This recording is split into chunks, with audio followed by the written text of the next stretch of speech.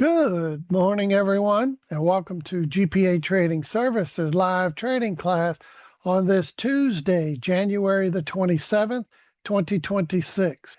As you know, today is Tuesday, Gary's Market Forecast, or GMF. It's the heads up on what's going down in the markets. But first, we have very specific rules of engagement. Those include the following.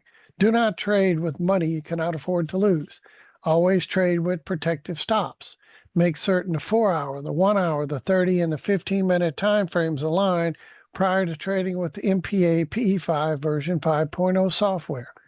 Also adhere to very strict money management rules, which includes never risking more than 2% of your entire account balance on any one given trade. For options friends, never risk more than 5% of your entire account balance on any one given options trade. And finally, all information provided by GPA Trading Services is for your educational purposes. So please give us a moment as we open up the charts. All right, ladies and gentlemen, picking up with the dollar index on the monthly chart.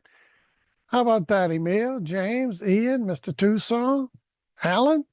It's breaking down. Who could have guessed? Who could have thought? Who could have anticipated the dollar was likely to break to a new low? We're not quite there yet, but it's in the cards now, as we've been discussing for quite some time. So, high-level overview, wave 1 is done. Working on this wave 2 down. At what point is it going to end? Well, I don't think it's the end here, so until it makes a new low, then I can move this over.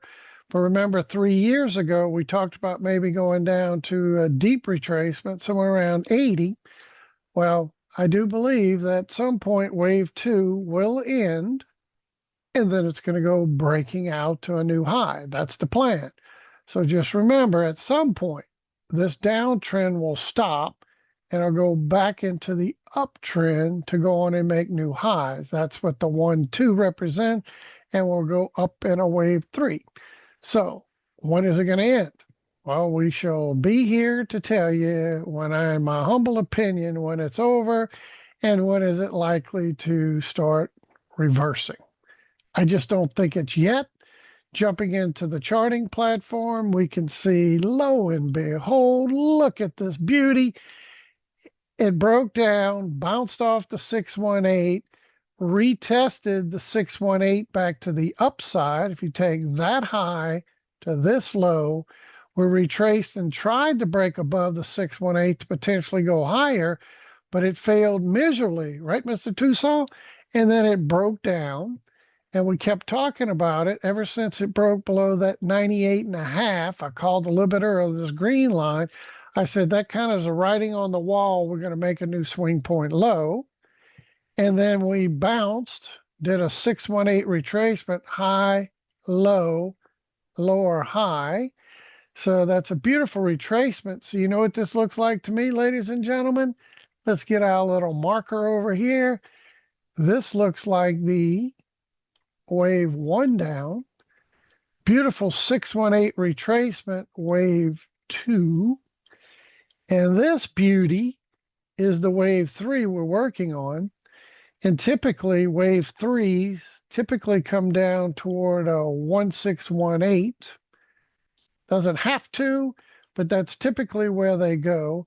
Then we'll get some sort of 3-wave correction in here that'll give us a wave 4 correction. That should stay below this wave 1 bottom. So we should stay somewhere below that 97 and change. And then we'll get our last push down and likely going to go toward this 93 area. That's what I'm thinking. So this is what I'm thinking this is going to do. That's the 1, 2, 3 should come down a little further, probably somewhere around 95. So maybe about another point. And then we go 4, 5 should put us somewhere around that 93-ish area. And at that point, my pound dollar trade that's up 500 plus, euro dollars up several hundred, and we're going to be looking for those targets. Well, this is where I'm going to be taking some profits on those. once we get down into this last push. But this looks very impulsive. So it looks like a 1-2 working on 3.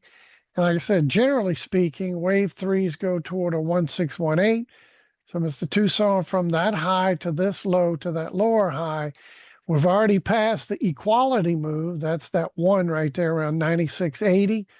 This length to this move down has been surpassed. We're already pushing a 1-4-4-8, just about at the 1-2-7-2.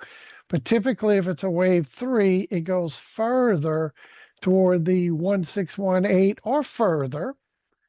But this definitely looks like a wave 3. The impulsive and the nature of it looks like that wave 3.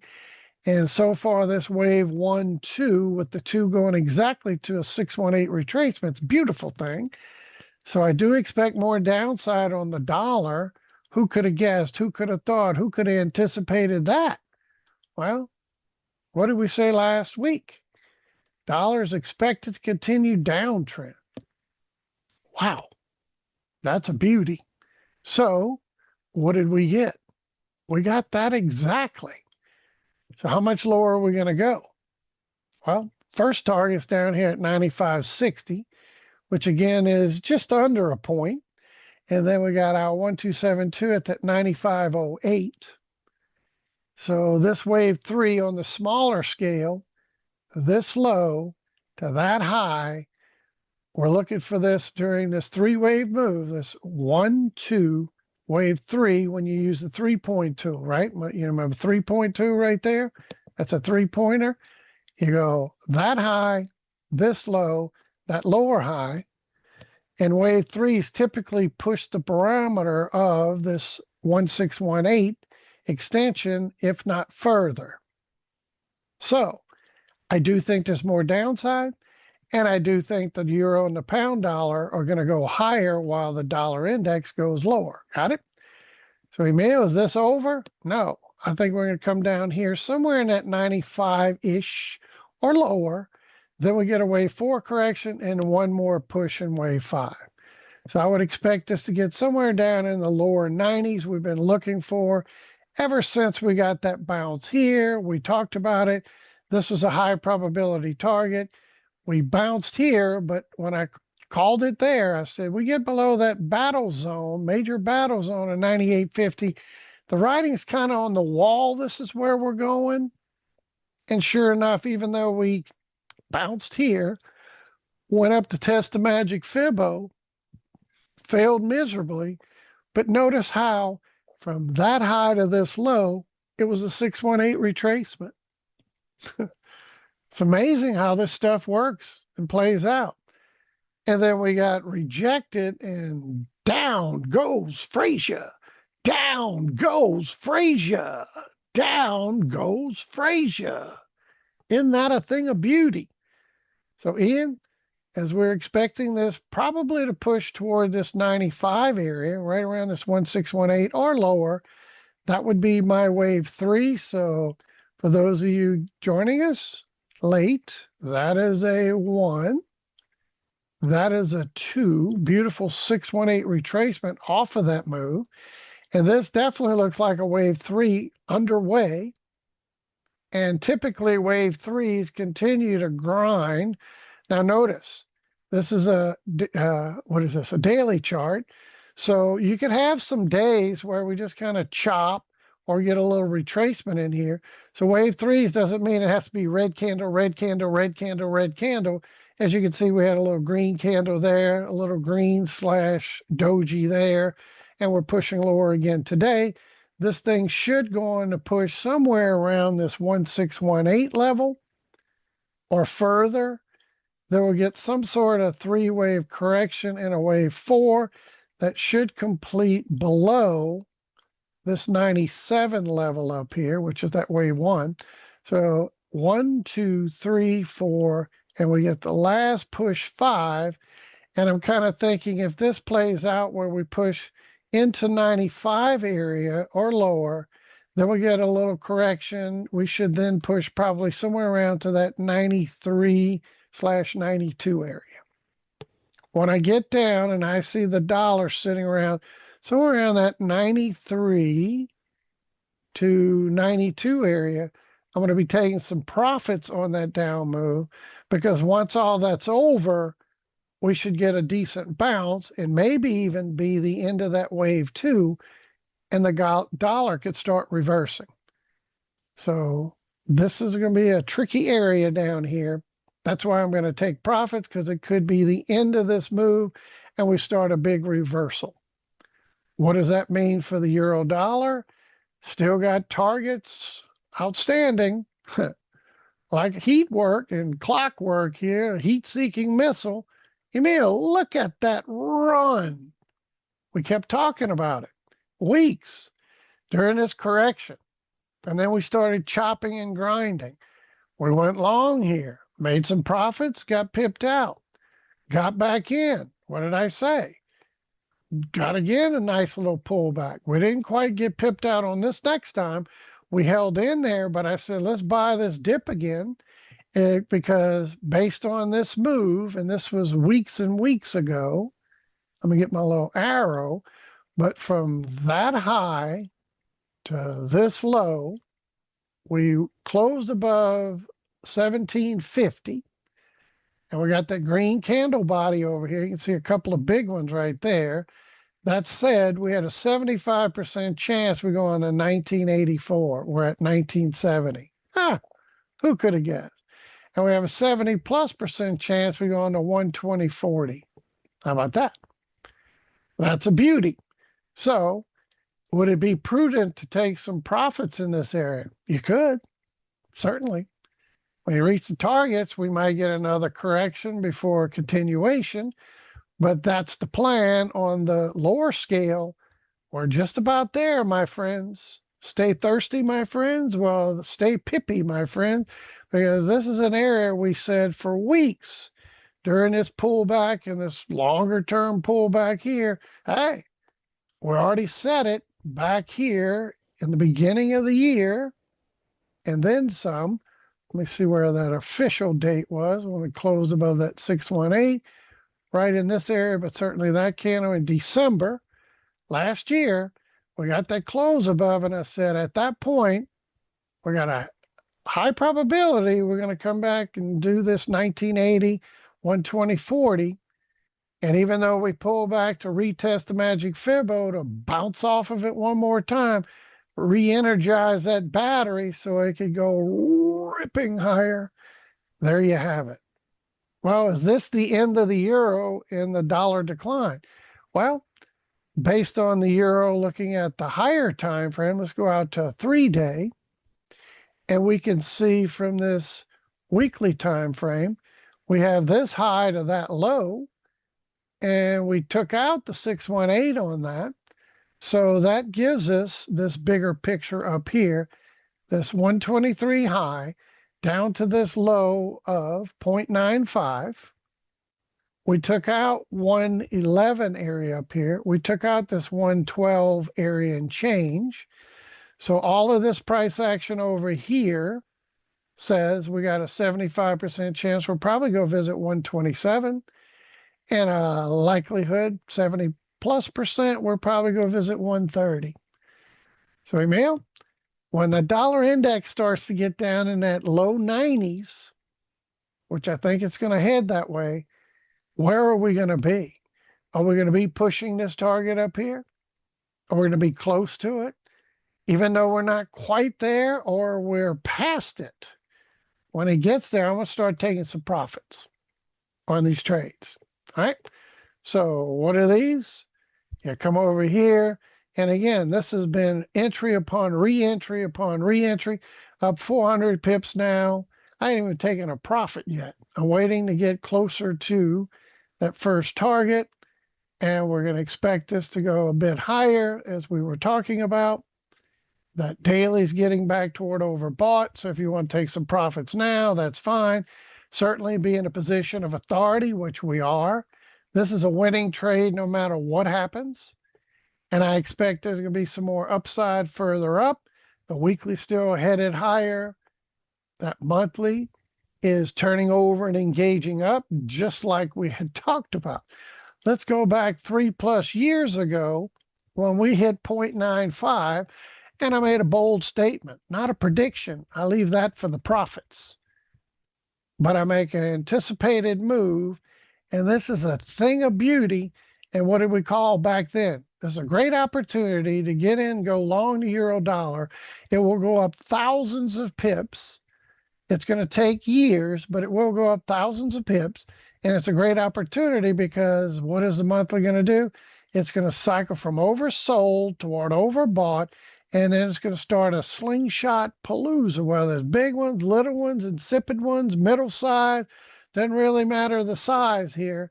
It was going to slingshot higher and higher. We broke above the Magic Fibo. We're breaking above the 200 moving average here. And look at my targets, still further up. Are we going to get all the way up here? Maybe not. Are we going to get toward this 130 area? Maybe. That's kind of where this charting platform comes in. 127, we're already there, right? From that high to this low, we already broke the 618. That's a confirmation up in this area way back in April of 25. We kind of said, well, based on that close, candle body above, and that's on a 3-day, much less a daily, but close above, we have a 75% chance we're going to go hunting 127, right? And are we going to get there? Well, that's why I want to see when the dollar gets down to that target zone, where are we? Are we up in this area? We shall see. Amen?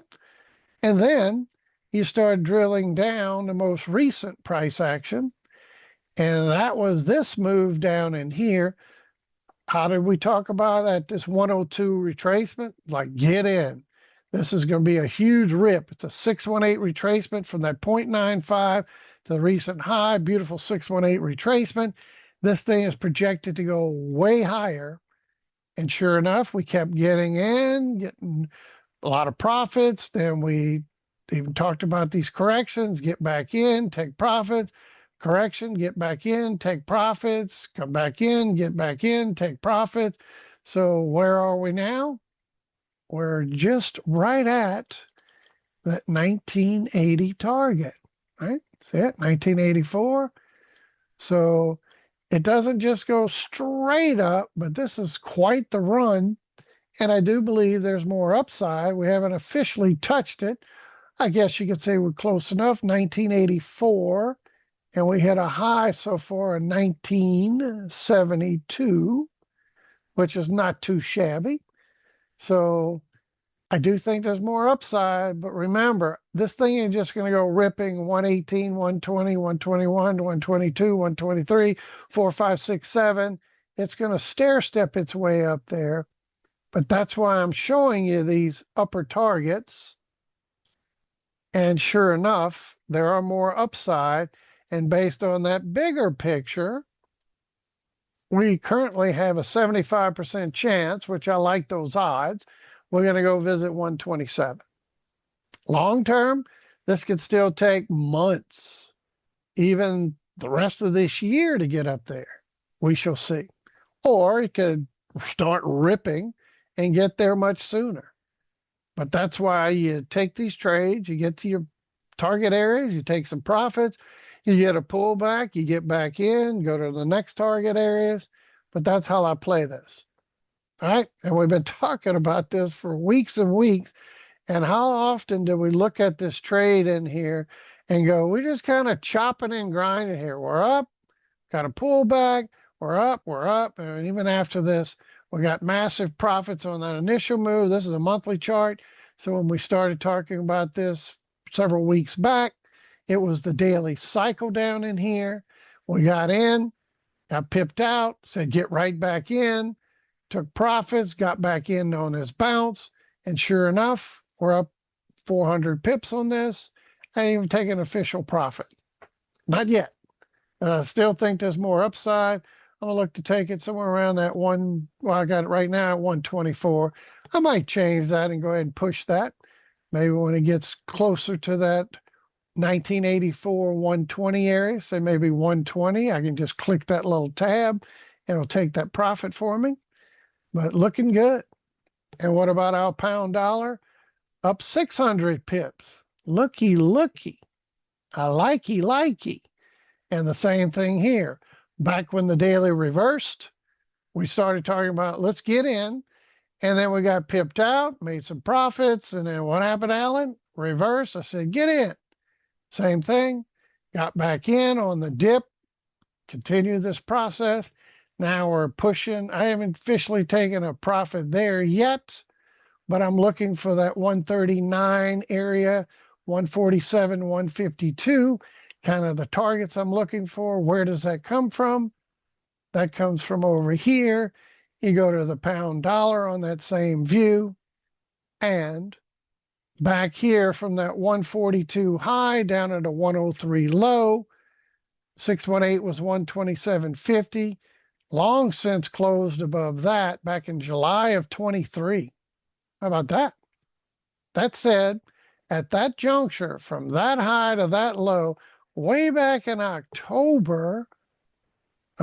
July of 23, we got the candle body close above the 618.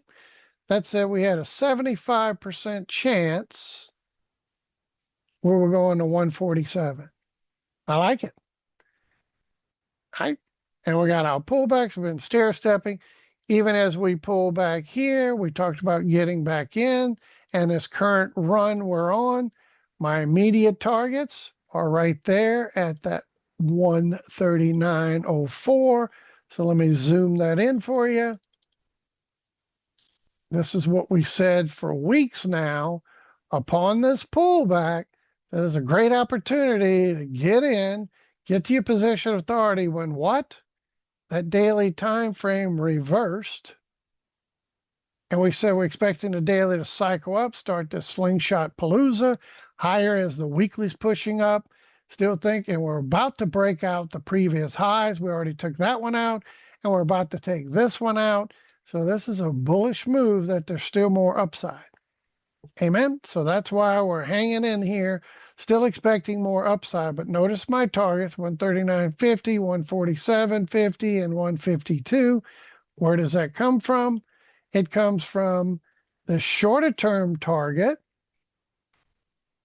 139, 139.97, basically 139, 140. So we kind of split the difference, 139.50. Still a high probability, 75% we go there, 70 plus we go there. So that puts us somewhere around 72.5. We're going to get to that midpoint. Kind of split the percentages there. So that's my first official take profit. And then from that bigger move, which we talked about, is this move over here. Let me go to the weekly chart. But you can see from that move, there's your 147.50 and your 152. And again, that's from that swing point high back in May of 21 down a swing point low back in, I guess that was, my cursor's right in the way. Let's see, there we go. Back in September of 22. So from the high to the low, back in July of 23, we broke the 618, said we were likely going up here. And yes, I said it would take years during that bounce, but what a thing of beauty. So continue to let this trade run. There's more upside when I get to that 139.50 area. I'll probably go ahead and take official take profit 1, letting take profit 2 run to 147.50, 152 area is kind of the plan. All right. So far, so good. Looking good. All righty. Euro yen. How about that? Ripping higher. We're looking at monthly's oversold, weekly's oversold, daily's oversold. Talked about getting in a position. Even earlier when this made a bigger move, we got some major pips, eventually got pipped out on the run, expecting that to break down further. And sure enough, now that we ripped, looking for that established, that short position. So we set the software to go ahead and take that one as well. And the euro yen is doing more or less what we expected. It did grind a little higher than I probably originally thought, but hey, that's the markets for you. And we're up about 107 pips in a position of authority. I was playing around with my targets here. So got to a position of authority, and it took profit one when I closed it over the weekend, reopened it, and I forgot I had it open and whatever. And it took a profit, but that's okay. So we're going to let that baby run. We're in a position of authority. Weekly starting to turn over, or the monthly starting to hook right there, Alan. That's big. Got a monthly starting to hook right there. PAI hook. Trend momentum hadn't crossed yet, but that's what I'm looking for. I want to see the monthly hook and cross, get steep slope, angle separation.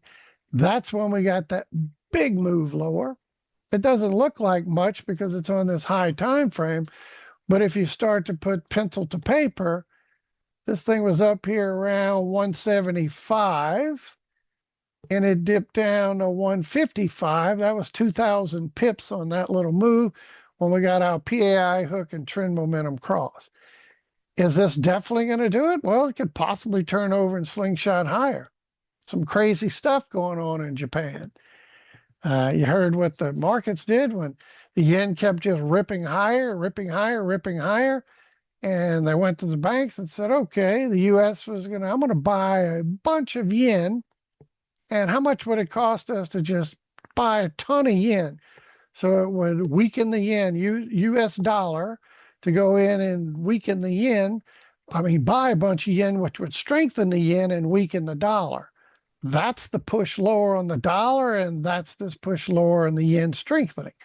So we're going to tie into that with the monthly overbought, weekly overbought, daily overbought, and that's kind of what we said we were looking for. Notice the weekly, already got the hook and the cross. That's a thing of beauty. We got steep slope, we got angle separation. So this is expected to force this daily to cycle down, and we're not there. Alan, probability that this PAI, the price AI, and this trend momentum continue lower in the coming days, and a daily takes about 2 to 5 weeks to cycle. So I'm expecting more downside as the weekly has a hook and a cross and my daily hasn't cycled yet.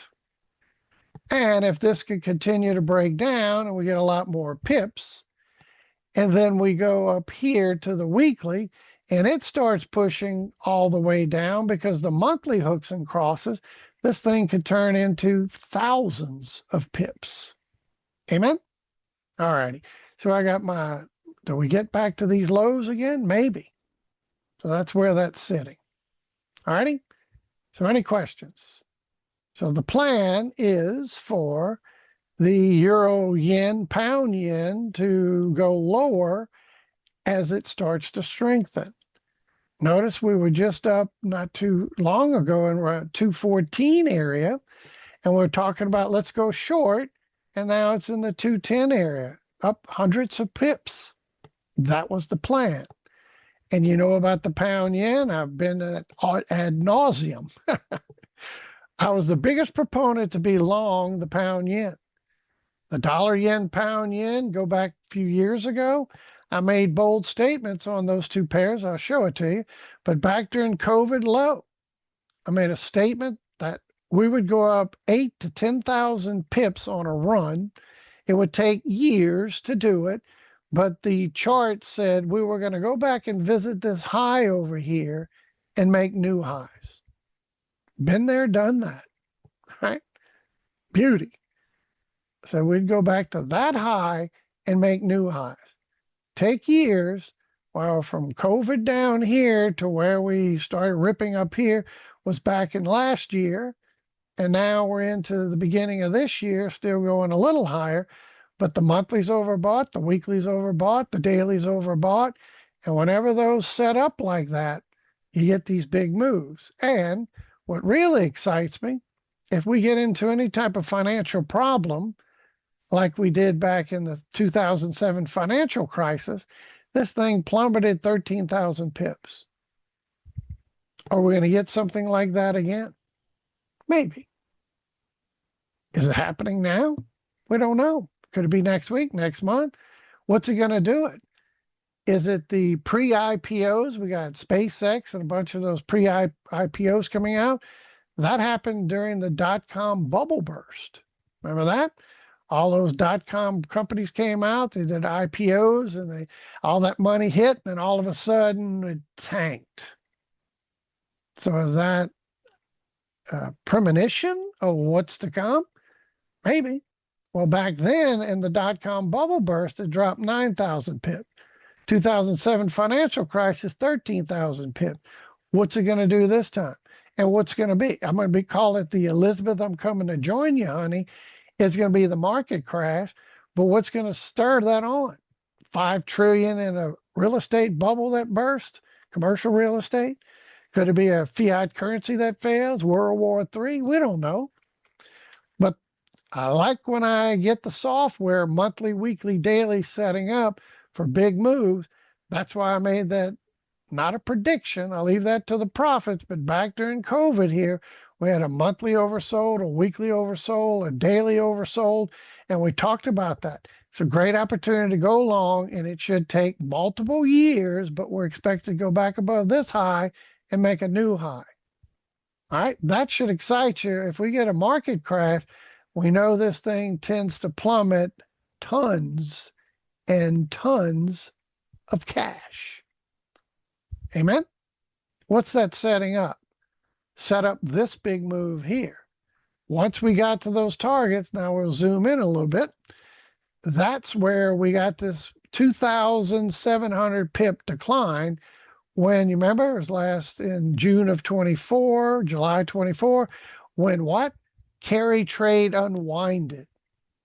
So back then, when the yen started strengthening and we did they all met, and I think it was the hotel in New York, G5 got together and said, let's band together and let's get the yen to strengthen because it was too weak and all their exports are cheap and everybody's trying to compete with Japanese exports were struggling because their yen was so cheap.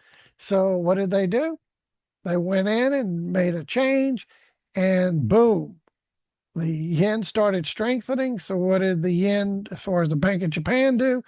They went in and started doing this negative interest rate, just flooded the markets with yen, right? And it's not a good thing, but it certainly counteracted what they were trying to accomplish, and the yen started to strengthen. So long story short, is that what we're about to get again? Right? Is that what we're about to see again? So when this carry trade unwinded, this could add to our Elizabeth, I'm coming to join you, honey. You were able to borrow cheap money, even at a credit, right? That would give you negative interest rate, taking the money, and then people were buying high, like Bitcoin, crypto, G7, whatever they were buying, Magnificent Seven stocks, a lot of the AI, you name it. So there's a ton of money wrapped up into cheap yen, and the carry trade unwind, this thing dropped 2,700 pips in a matter of minutes and went from up here in July down to August, very short period, it was down 2,700 pips. So why is this important? Emil, if that happens again, if we start buying a bunch of yen and the yen starts strengthening and all of that money that's out there using yen as the carry trade, using their money at a low interest rate to buy higher interest rate items like G7, Max 7s, and all that other AI, you name it, we get that unwind again, this thing could escalate into a massive loss. So if that ties in with Elizabeth, I'm coming to join you, honey, and we do get the true carry trade unwinding, our markets are going to crumble. Remember when this happened? And not only the yen went down quickly, but our markets reacted very strongly too. So if that happens again and we start to initiate that Elizabeth, I'm coming to join you, honey, this thing can go down literally thousands and thousands and thousands of pips. And if that doesn't interest you with the big picture, that we potentially could go into some sort of market financial crisis and this thing will plummet. Just this action here since then, you're just looking at the action right here. This was our big move up, and then we got a very impulsive decline of 2,700 pips. Then from that bottom, we started to chop and overlap. All this overlapping chopping action is corrective. Corrective against what? That down move. And even though it did this, which we kind of warned you it might, this still looks like an A, expanded flat B that actually makes a new high, and we should come down in a C. That's what that looks like alone. Needless to say, what the markets do when you have a huge financial crisis. So if that's the A, and all this chopping and overlapping, even with that, is the B, then that's enticing enough for us to come back somewhere around that 180, maybe 185 area for the C. If it turns into the market crash, then this thing could go on maybe tens of thousands of pips right there. So I'm not trying to tell you this is a guarantee on any stretch of the imagination, but if this carry trade starts unwinding again, we know what happened in a very short period. And if that happens again, look out. This thing is going to plummet. And we got the monthly, the weekly, and the daily in the overbought position. So beautiful thing. And last but not least, and we'll get out of crypto out of Forex and move into the markets. This is the dollar yen. We were just up here in the 160, trying to push 160s again. And then all of a sudden we're down 700 plus points. That quick. Well, the dollar continues to break down, which is the plan. This is going to continue to break down. And this one, unlike the pound yen, we didn't go on and break all-time highs up here. Not all-time highs, but recent highs. This is back here in 24, made a lower high there. We did make a slight higher high, but still at a lower high. And that's still definitely more downside is much more likely. And we talked about this a long time ago. What? Monthly overbought, weekly overbought, daily overbought. So you should be in a position of authority on this trade and look for any type of rally should be sold short term and look for more downside. All right. All righty. So let's go up to the markets and say what's happening in the S&P world. Well, Alan, even though we got the potential of a market crash coming, we're still got, right now, we finally broke above that 618786 off of that move, and we're looking for our targets at 7052, 7067, maybe 7100. This is looking good. Let me get this out of the way for a moment. This is looking good for this correction appears over. We finally closed above the 618. That sets the tone today. And if that happens, what are we likely going to? All-time new highs, 70.52. So keep a keen eye on price action today. And let me give you that picture and blow it up for you. From the recent high, I got too many of these on here. I'm going to remove some of these so you can see the exact target. And I'm going to place it on here so you can see a fresh copy of this. And I put this all over the place. But here we go. Recent correction, 2.2 from this recent high. Remember the little hold your control key down or make sure it's like a magnet and it attaches it to the high to the low. And from that, we closed yesterday above that 618. So what is that telling us?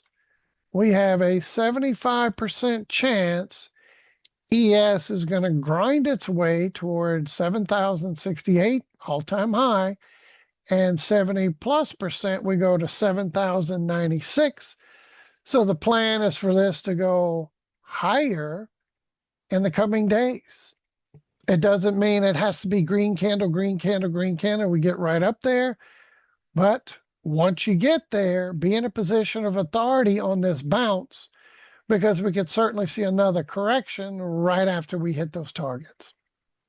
Amen. So it doesn't mean we're just going to go straight up there, but this week is a big week.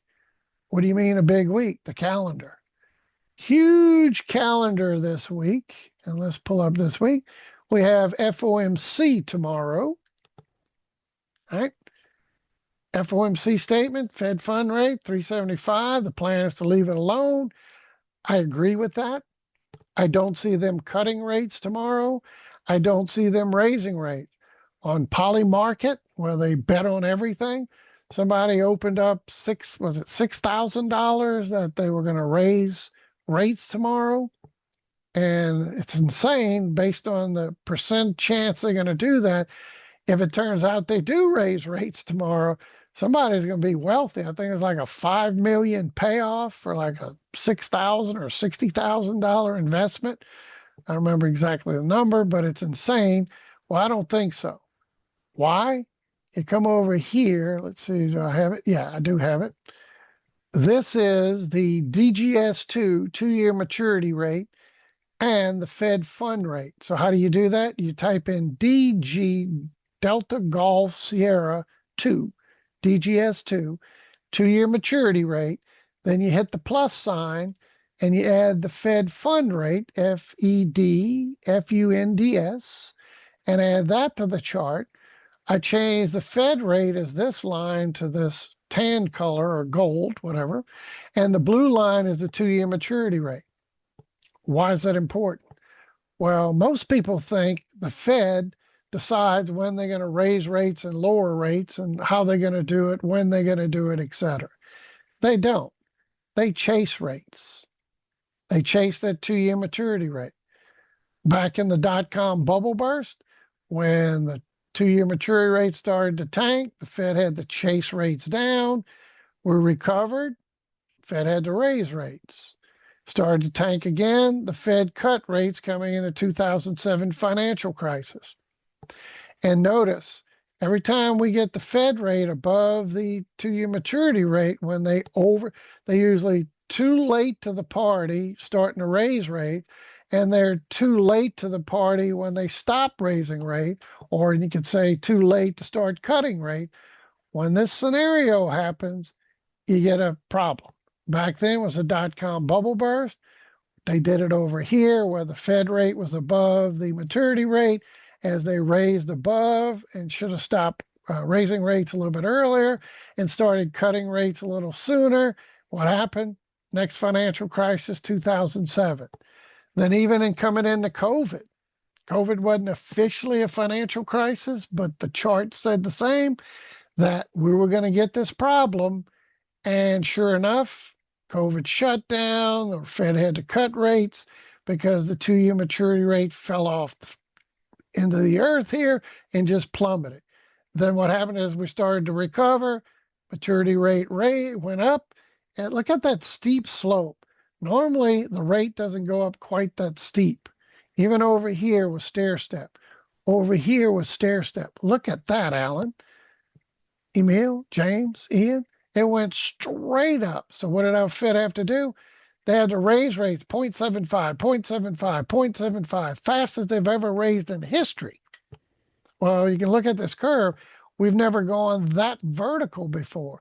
It's been more gradual. So they could raise a point, a quarter point, quarter point, quarter point. That's their typical method, quarter point, quarter point, quarter point, quarter point. Well, this thing took a new type of lifestyle. They had to do 0.75, 0.75, 0.75 multiple times just to try to catch up. Why am I bringing all this up? Well, notice, Fed fund rate is above the maturity rate right there. And every time that's happened before, it was a precursor to some sort of financial discombobulation and even COVID. Same thing. So is this foreseeing that we're going to get another one of those? Like I said, could be the commercial real estate, 5 trillion there, that bubble burst.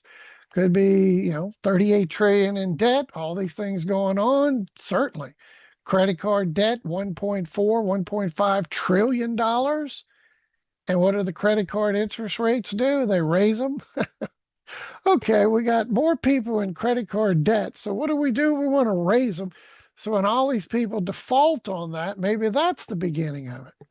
Maybe it's all the above. I digress. But what are we talking about? The likelihood the Fed cuts rates tomorrow is extremely unlikely. Here's the Fed rate. Here's the maturity rate. There's no room, right? There's no wiggle room here. When we were up here and starting up there, he could cut rates and the maturity rate was lower. Now we're kind of in the same ballpark. 3.6 versus 3.7. You do 2 basis points, 25 basis points. That puts us below the Fed rate. I mean, the 2-year maturity rate. The Fed rate would be below it.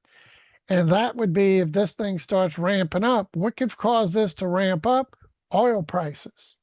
We're going to go over black gold Texas tea, but I'm expecting oil, if it doesn't get our dip down into the 50s, I'm still looking for, and this thing's likely going to go maybe move toward $100 for that retracement.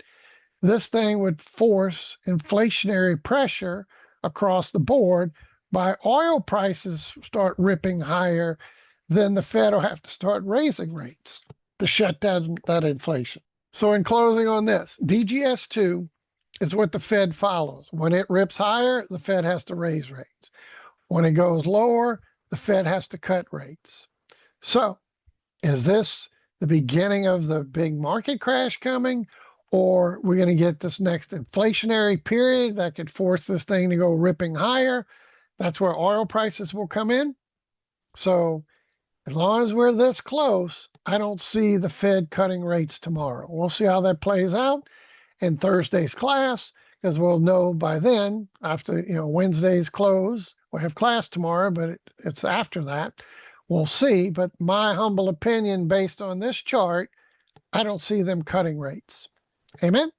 All righty. So what's that got to do with our markets? Again, this is boldly stating we closed above yesterday, that big run, that we were likely going to go up here and make all-time highs. So if you're long on that move, which the software certainly was setting that up, looking for that move, I'll come back over here to the markets and start with the ES. And we got a big slingshot on the daily, which means the 4-hour reversal. And sure enough, since that reversal down here, we've been grinding higher. So this is why if you took this move on that bounce, or we talked about that correction, and we got that reversal, you should be in a position of authority now, because the 4 hours getting overbought. Doesn't mean we're not going to go higher. I do think we're still going to go higher, especially with that daily candle close. The daily's still up. So I'm looking for the 4-hour to turn over and slingshot higher, continuing to push. My weekly's overbought area at 2 probably give us another slingshot, but be careful. At some point, Elizabeth, I'm coming to join you, honey, will come to visit, because look who's lining up. Monthly extremely overbought, flat to up, still not hooked and crossed. Weekly's extremely overbought, been slingshotting. But eventually, when it happens, we're going to get a big one. And I've been warning you about that we'd go bubble hunting. And then at some point, maybe 26, likely 26, we'll get that much bigger correction. But for right now, you got to go with what the charts are showing. And the technical picture yesterday says we're likely going to grind into all-time highs. Be sure you're in a position of authority off of that bounce. And as we start to get even closer to these targets at 7,068, 7,096, be sure you take profits up here, because I would not be surprised to see a correction after that. Maybe we do something like this, EMF. We're going to continue this punch junk euphoria. We go up and hit these targets. We get a little retracement back to where we broke out from, recent high is, and then we bounce from there. Maybe we push towards 71. So just be careful. Whenever you're in this particular markets right now, it'd be wise to be aggressive and be in a position of authority. Amen? Because we've been seeing this choppy market, and we definitely got the correction we were looking for. I thought we might go even a little bit lower, but we held at a higher low. Now we broke above the 618. This is bullish to go higher. So in my humble opinion, we're going towards 7,068, 7,096. NASDAQ has been less bullish, but is it finally starting to get what I've been looking for? I've been looking for a close above 26,000. We're currently there, but let's see where the candle closes. This sets up for the big tech to run up toward 26,007, maybe 27,000. Short term, recent high to low. We did close above the 618 like the ES.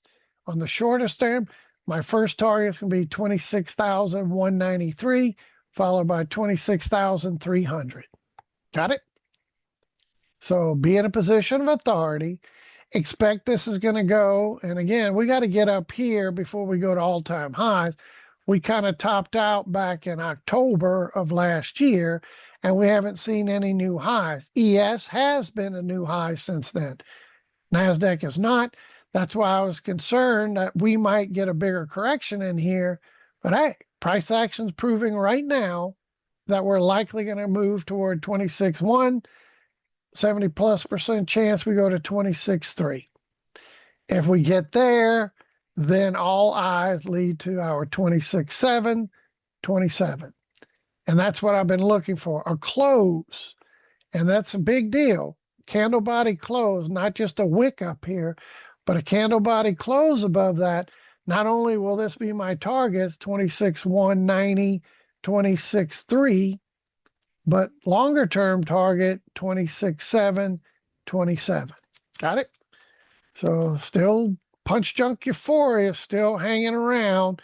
And if we get that close above 26,000 today, there's your target, 193, 300, followed by 700, 27,000.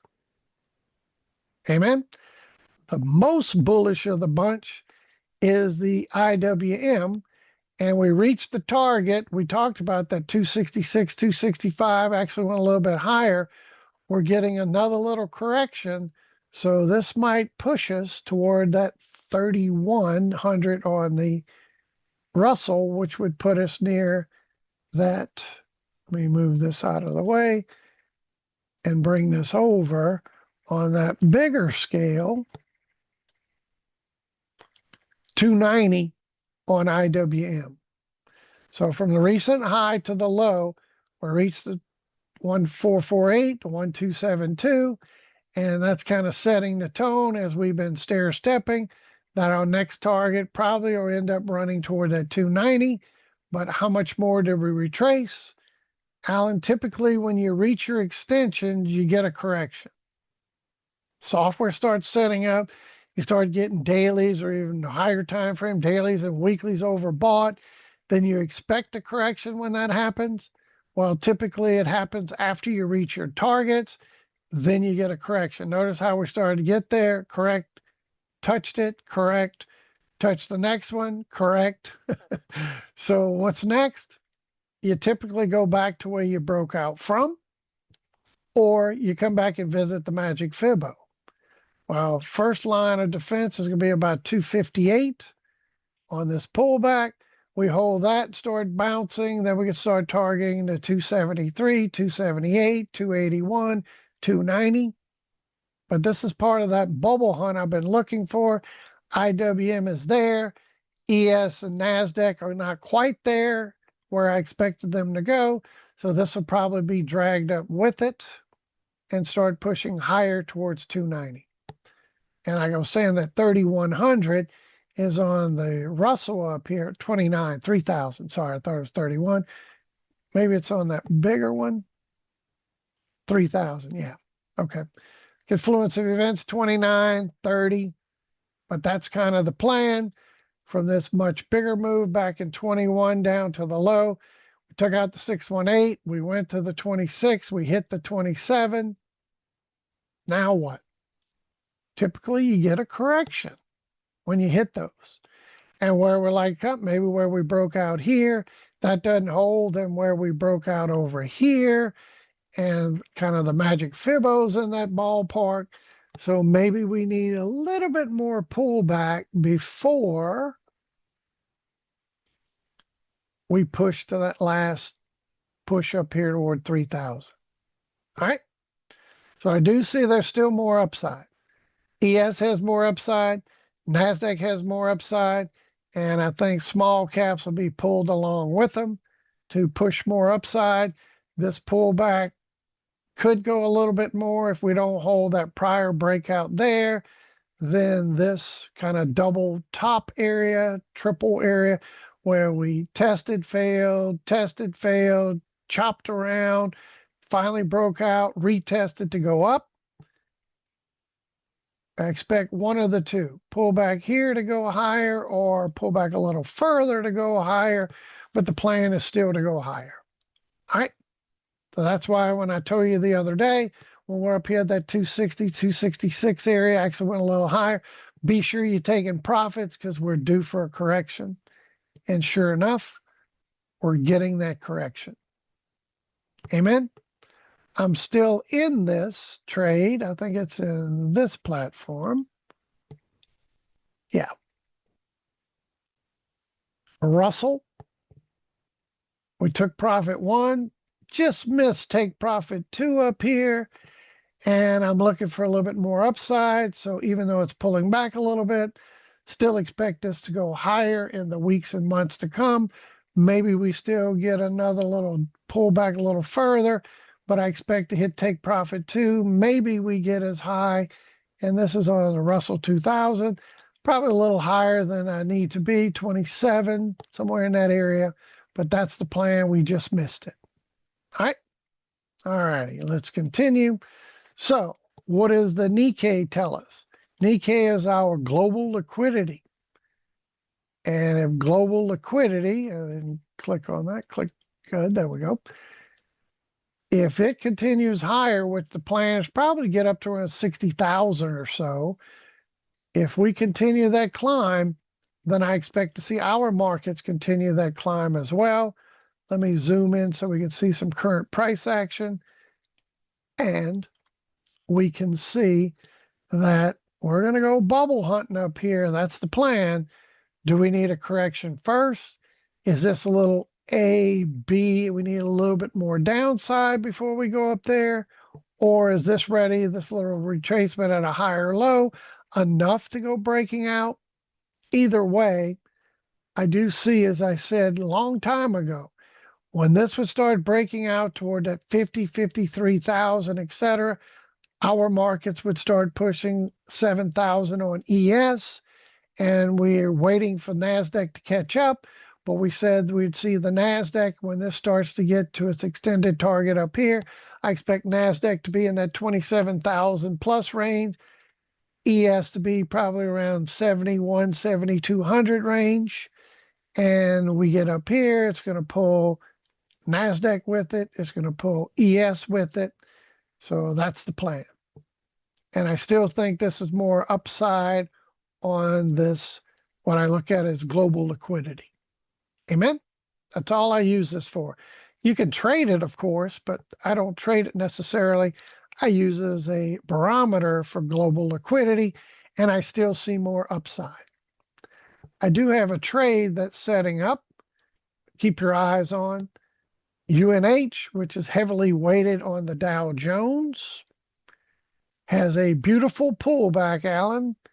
618 retracement, and this overlapping price action kind of set after this impulsive move up. We needed a 3-wave correction, and we went right to a 618. where we're sitting right now, if this holds and starts breaking back above the magic Fibo, that sets the tone for some massive upside on UNH.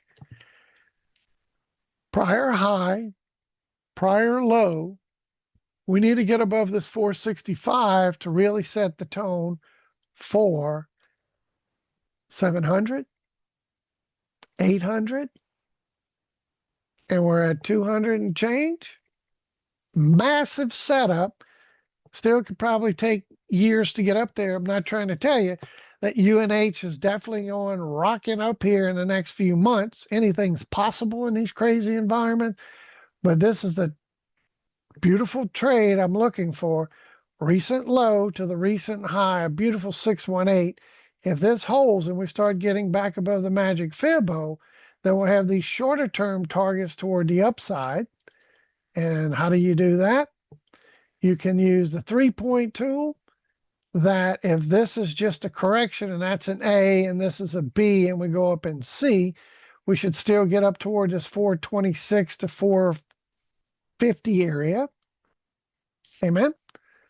And then if we get up to that 450, 60 area and we break that, then it sets up this 700 and potentially all the way toward 800. So I'm keeping an eye on UNH. And I'm looking forward, if this thing plays out in the next several years, then this should go ripping higher into the stratosphere. First things first, we got to hold the support zone, my green box. And we then start getting back above the magic Fibo, then my target's going to be 430, 450, 500. We start getting there, then longer term target, 700, 800. Okay? So just FYI, no buy, sell, the whole recommendations. I cannot tell you what to do. That is not my job. My job is to tell you what I see on the markets and high probability outcomes, but this is one that's got my eye, and this has a huge potential toward the upside. Amen? All righty. So what else have we talked about? How about Meta? A little METU trying to break out. Talked about buying it on this dip and up nicely so far, several dollar bounce. Still looking for more upside. Got to get above the magic Fibo. We got some targets further up the food chain, but the plan is for Meta. Let me go to Meta first, the underlying. I like the idea we're starting to get above the magic Fibo. We did close above it yesterday. That's initial bullish sign on this recent move. So I'm going to have a upside target. I think you've heard me say that.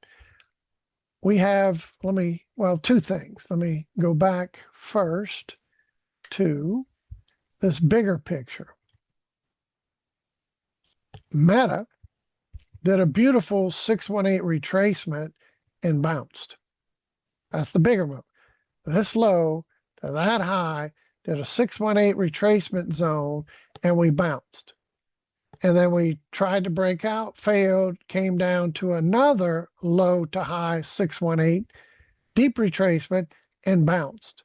So if this holds like it's starting to, upside target in short term, 770, 795, 840. Larger term target is way up here at my 11/1300. That's my bubble. So the plan is for Meta, and it doesn't mean it's going to happen in 2026. It might be 27. It could drag on to 28.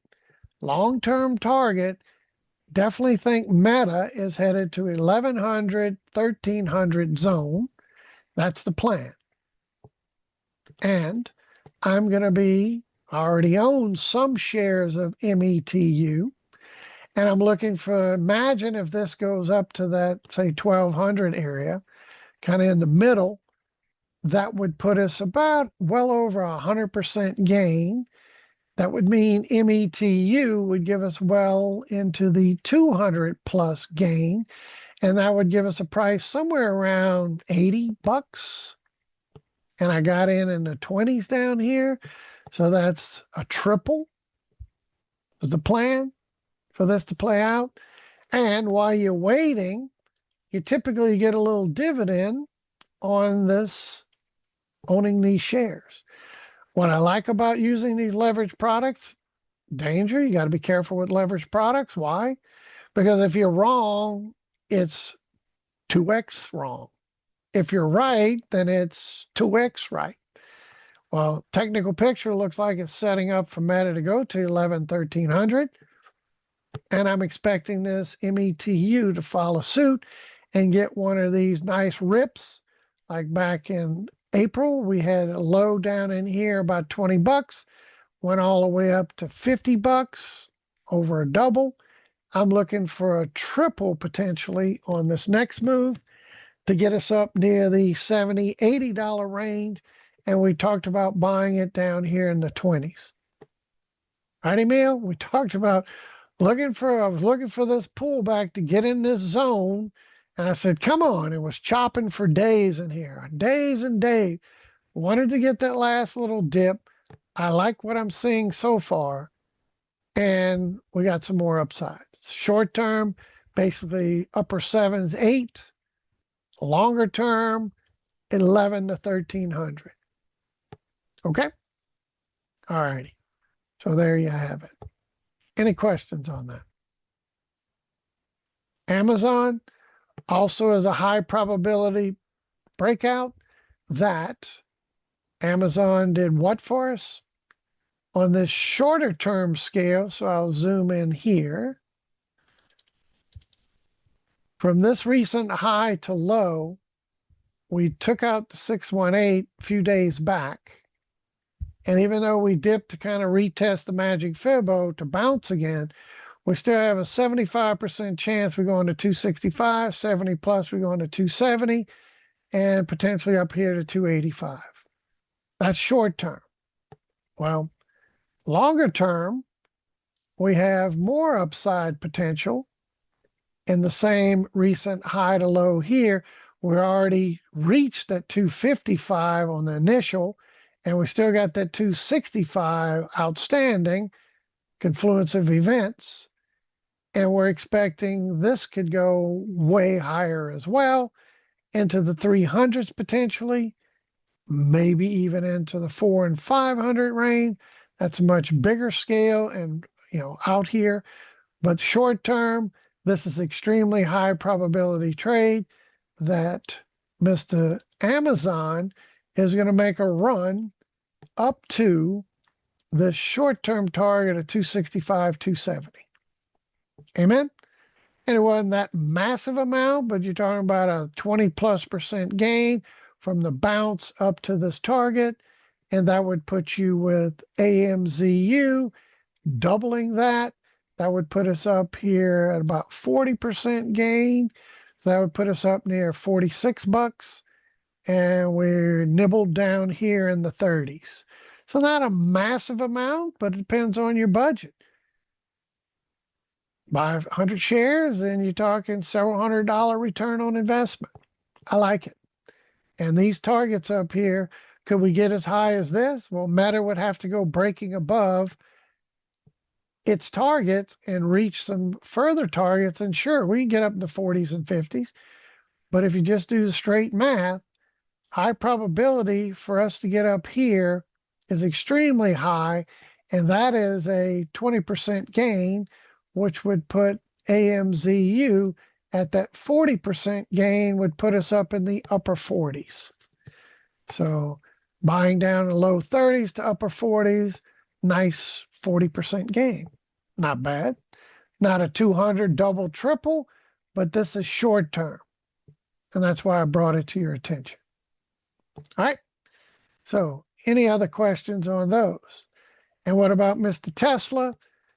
Alan, be careful with this one. This one's going to be real interesting. I like Tesla. I own TSLL. I talked to you about that ad nauseum. Hopefully you took advantage of it.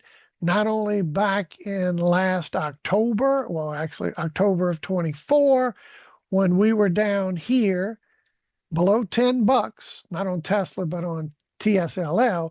When Tesla was down here in October, I said, based on the technical picture, Tesla is expected to make a run toward 500. And you might consider the leverage product of TSLL. And TSLL did not disappoint. It was below 10 bucks when I made that announcement, and it went up to 41 plus. So at 10 bucks, spend 10,000, buy 1,000 shares there, you would have made over 30,000 plus dollars on that little move. Not bad. Well, if I don't have that kind of money and I bought 100 shares, well, still, that's over $3,000 move. Not too shabby. So, how do we know this is the case? I keep bringing this back, but it's like Prego. It's in there. October of 24, October 24th of 4. Expect Tesla to hit 500. Consider TSLL trade. Thing of beauty. And we're expecting more of the same. So we brought it back to your attention back when it hit our, started to retrace back below 15 bucks on TSLL. And I made a statement to, and a way you can figure this out when instead of searching through all this, you can use the Control F and you get up here and you do a search for TSLL. Got all that in here, but you can just write TSLL and get rid of that other, and it'll bring it up for you. And expect that Tesla's expecting a 368 breakout. We started looking at TSLL. Then we said you can go to the next one that's down. Expecting it to move. It went up 40% in 3 days when it started to bottom. Went expecting a TSL to push toward that 45, maybe $60 range. That was back in April. So we've got a bigger dip. And we said that even expecting it to continue to break out. And as it dipped even lower, so let me go back, not only what I put in the charts in our classes, but just looking at it. Where's my TSLL? Is that it? There it is. So I'm expecting this thing to go ripping higher again. And remember, right, Emil? When this baby started to break down, I said, it's a good time to start thinking about maybe buying some.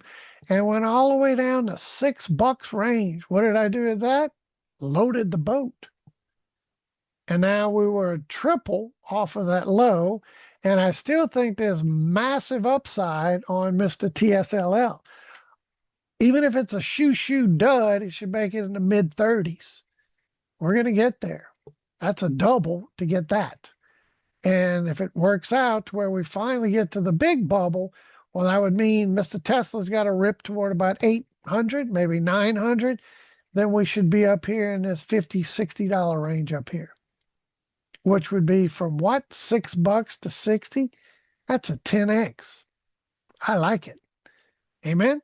So what's Tesla likely going to do? Tesla 70% of the time, write these down if you don't already have them. Tesla 70% of the time during earnings, it drops about 13% on average. 30% of the time, it goes up. Well, 70% drop, 30% pop. Well, it's only like a 30% drop, but the pops are massive, 60, 70, and more percent.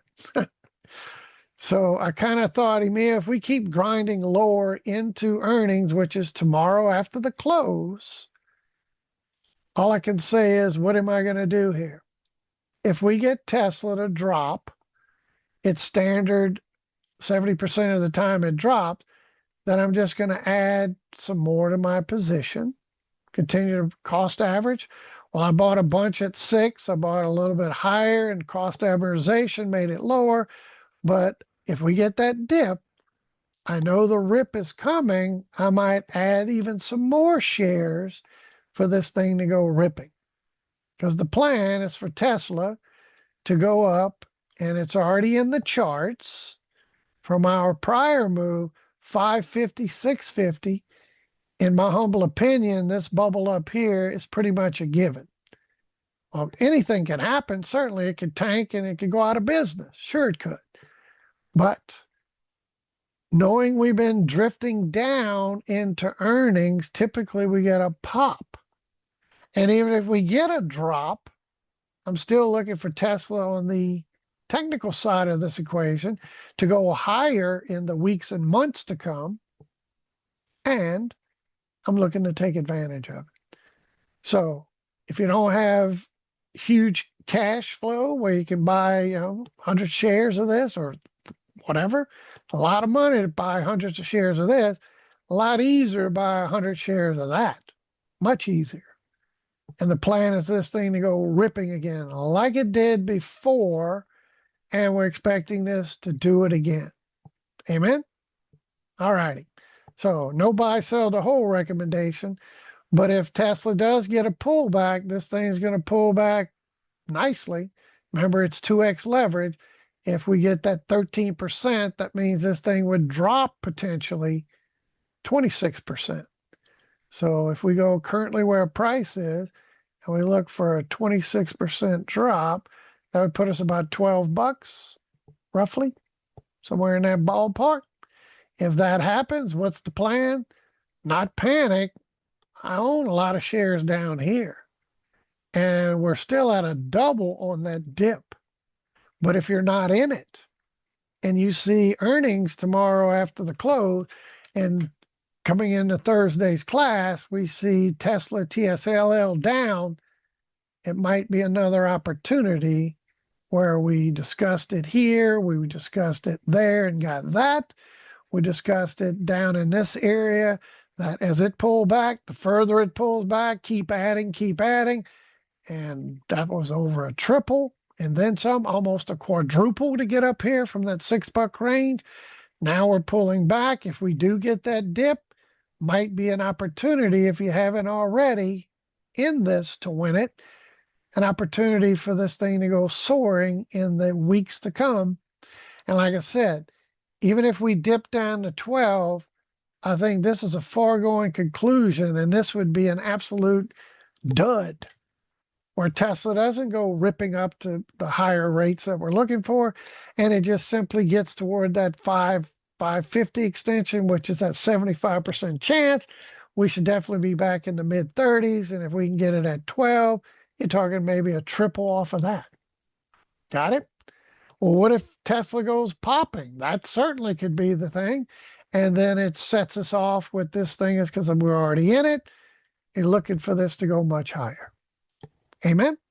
So be careful, because we could get 70% of the time Tesla does dip on earnings, about 13%.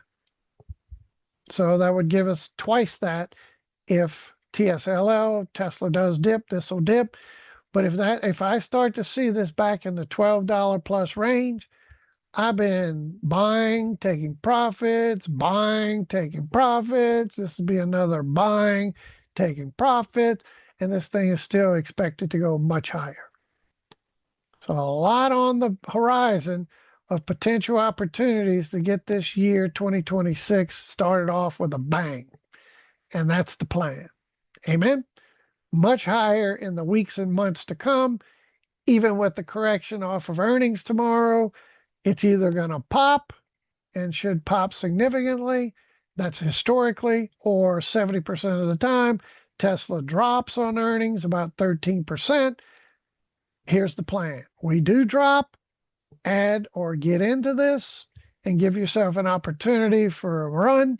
And this is a conservative target back up, which would be potentially from 12. That would be like a triple in the mid 30s.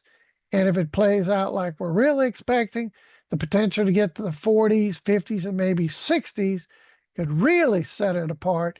But Tesla's going to have to go up to the 800-900 range, which is not out of the question. So in closing on Tesla, I can't tell you if it's going to drop tomorrow, even though 70% of the time it does, because we've been kind of going lower into earnings. So all I can say is if we do drop on earnings, great. Then we're going to look for the recovery, and I'm going to be up in it and probably even add more to my TSLL investment. If it rips from there, I'm already in it, participating in the up move. Got it? But this target up here in the 550 to 650 is extremely high probability target. Do we exceed that? There was a lot of option activity out here at 800, 900, like millions of dollars out there. Well, doesn't mean because there's option activity and pure option premium out here that it's going to pan out. But the technical picture says this target is extremely high probability. And could we get to the 800, 900? You betcha. All righty. I think I've wasted enough time on that, but there you go. What about black gold Texas tea? This is where we could see if this baby starts a popping, we could see some major upside and inflationary pressure. When oil prices start getting above 80 and higher, everything, all goods and services start to increase dramatically, right? That's a given. So is this the reversal and we just didn't get to our 50 and lower? Maybe. Or we're going to get rejected and get one more thrust lower. The plan is still the plan until it's not, right, Alan? And the plan is if I hear oil prices at 50 and lower, I'm instantly buying UCO because I'm expecting this to go ripping higher thereafter. Is this the breakout and this slight lower low right there was the end? Maybe. We're bogging down here. We do have downside pressure on the dollar, which starts to put a little upside pressure on gold, oil, et cetera, et cetera. So is this thing going to break out or are we going to get that flush? All I can say is if we get the flush, you know the plan. Buy UCO leveraged oil because I expect oil is going to go ripping higher. Maybe we've already bottomed, or maybe this is just another part of this corrective lower high scenario. Even if we can close above the Magic Fibo, we got this long-standing downtrend of lower high line, which you can see goes back for years now. Lower highs, lower highs, lower highs. Tried to break out, failed. Tried to break out, failed. Is this one of those again? Or we don't even make it that high before we flush? I just have the plan set. 50 bucks and lower, I'm buying UCO because I expect oil's then going to bounce. What are we talking about? We have a high probability oil's going to make a run toward 100 bucks. What? Are you insane? No, that's the technical picture. High to the low, which I'm still thinking is going to go to 50, but that would be a 618 retracement off of that move. Is it possible that's the low and we're already breaking out? Maybe. Maybe. We shall see. But I set an alert down here and I have some good till cancel orders on buying UCO shares down when oil price hits 50. I'm going to be buying some of these shares because again, I expect this thing to go ripping higher. So would it be insane to buy some shares right now about 22 bucks? No, because even if it dips down into, and we'll go to UCO, even if it dips down and we get oil price dip and it dips down to 16 or 15 and you buy some at 22, and then we come down, we drop $6 or so, and we get down from 22 to 16 or 15, all I would do is not panic. I just simply cost amortize right there and say dollar cost average and add more on the dip. Because I can't tell you, am I guaranteed to see this in the low 15, 16? I have resting orders, good till cancel orders down here if it happens. Otherwise, not a bad idea. Maybe buy a few shares now. And if we get that push I'm looking for, great. Then I can add more shares at a lower price, bringing that cost down with it. And then when we look for the rip, this thing should rip nicely. Amen? And what are we talking? Well, if oil prices can do what we think, and that's make a run anywhere near the neighborhood of our 80, 90, $100 range, that's 112% gain. And even if we don't get a lower low, and we're kind of off of that low, not the lower one, I think, we're still talking about an 82% gain.